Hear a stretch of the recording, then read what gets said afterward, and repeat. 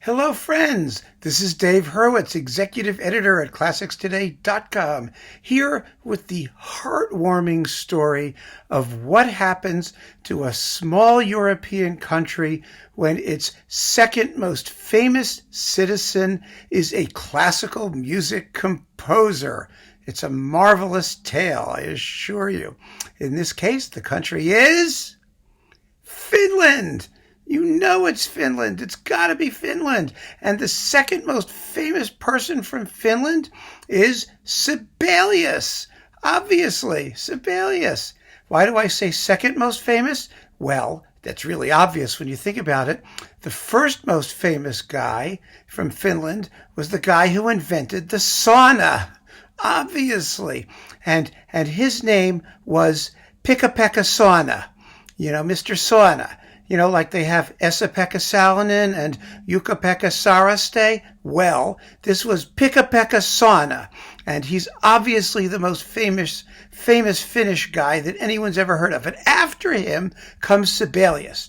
And wonderful things happened because of Sibelius. Because he was so famous and so respected internationally, Finland got the idea that it could become a powerhouse in the performing arts, which it really is. And so they taxed the living daylights out of companies like Nokia, you know, the phone company, and took all of that money and put it into the performing arts.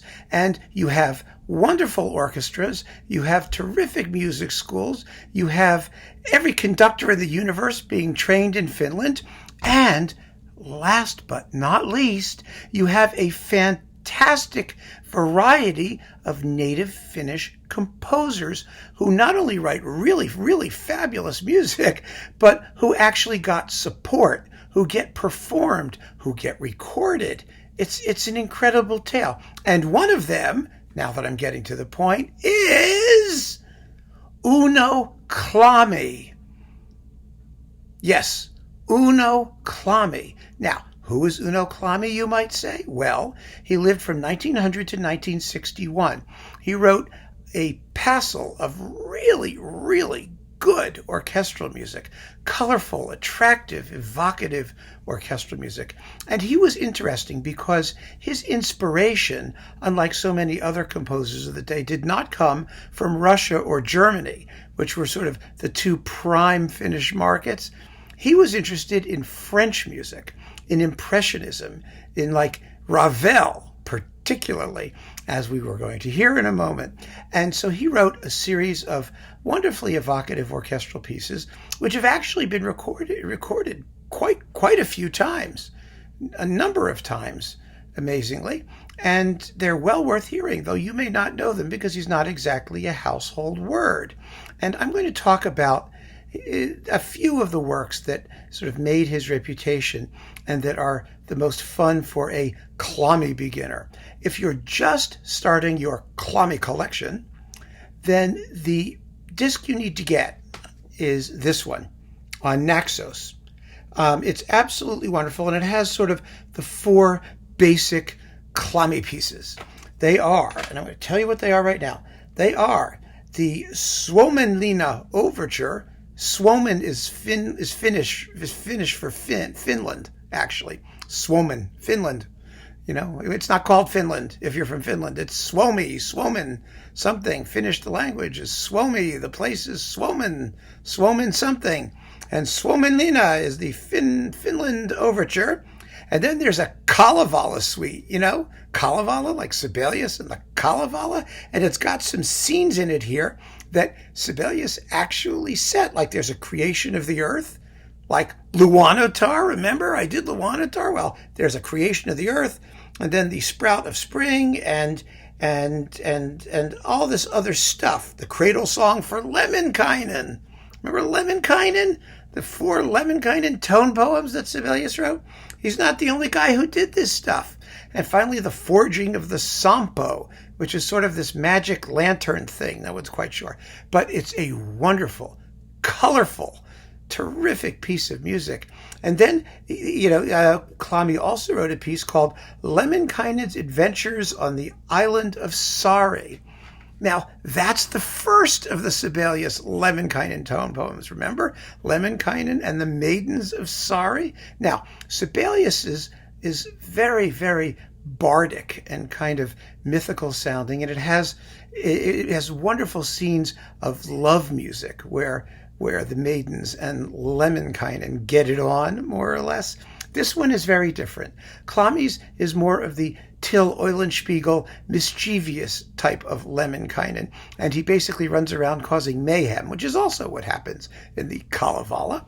And I'm going to play you a little bit of it.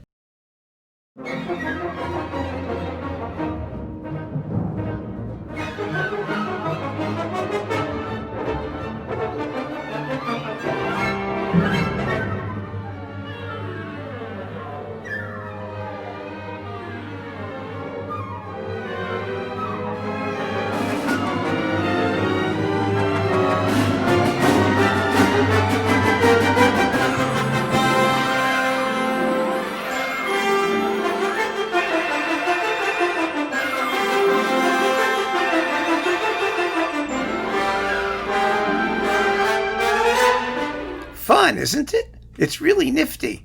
I think it's just a terrific piece. It's about 10 minutes, 11 minutes long, and it's just an uproarious hunk of glitteringly orchestrated fun. It's just delicious. Now, the other piece on this disc, which is quite wonderful, is the Sea Pictures. And the Sea Pictures have like 6 movements here.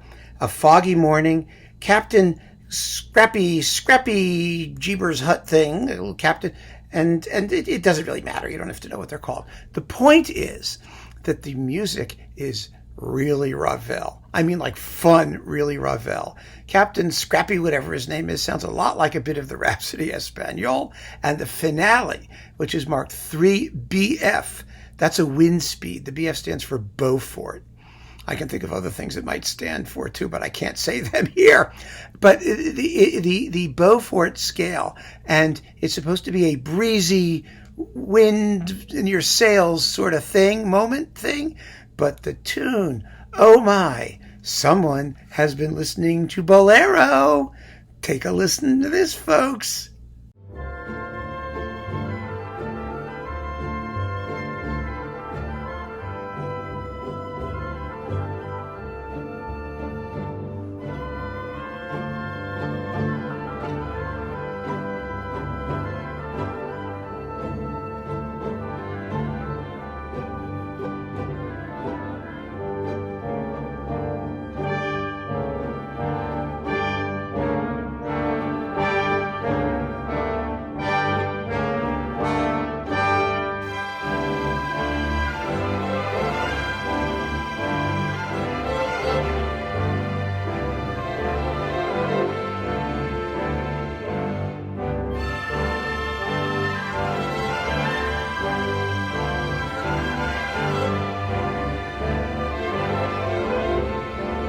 I rest my case. So Klami is a guy you really, really, really need to hear.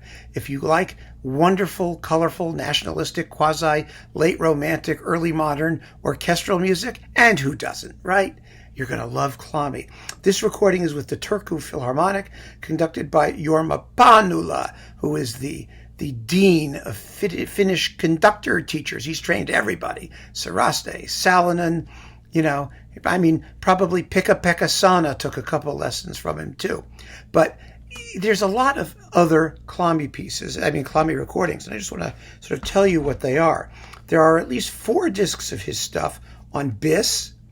You get the ballet Whirls and the Song of Lake Kujärvi, and also Lemminkainen's Island Adventures, and you get the violin concerto, and again the Suomenlinna Overture, and the ballet Whirls Act 1. That was his last work. Whirls whirled around a bit. And then there's some neoclassical pieces, the Symphonie Enfantine, the Hommage à Handel, the Suite for Strings, and a Suite for Small Orchestra. And then you get this wonderful overture called The Cobblers on the Heath, a theme with 7 variations, and the Kalevala Suite, or Kalevala Suite, however you want to pronounce it. Ondine, on the other hand, here's Ondine. Ondine has some of that stuff, I will say, but also Also, the two symphonies. He wrote two symphonies. They're very good works. Maybe not his best, maybe not as colorful and as direct as his shorter, more sort of free-form, nationalist or programmatic pieces, but they're lovely, lovely works and well worth hearing. And also the King Lear Overture. And this disc here, which also has the Lemminkainen thing there, has the Cobblers on the Heath, the Karelian Rhapsody, the Karelian Marketplace, and a piece for baritone and orchestra called In the Belly of Vipunen for baritone, male chorus, and orchestra. Klami was really, really, really a good composer. And a lot of this stuff was also issued on a couple of discs on Finlandia. God knows where Finlandia is nowadays. Remember that label? I mean, they did a lot of this stuff, but it was very difficult to find, and it wasn't well distributed. And then Chandos did a bunch of stuff with the Iceland Symphony as well, which isn't as good, frankly. I mean, as the stuff on Ondine or on Bis. Those are the two labels to continue your perusal of Uuno Klami. But by all means, give Klami a shot. You're really, really going to like this stuff. It is so enjoyable and just plain fun to listen to. And, there's nothing more that needs to be said other than Finnish music is fabulous. Finnish orchestras and conductors are terrific. They have an amazing musical culture, and we are the beneficiaries of it all, because all we need to do is keep on listening. So give Klami a chance. Thank you, and take care.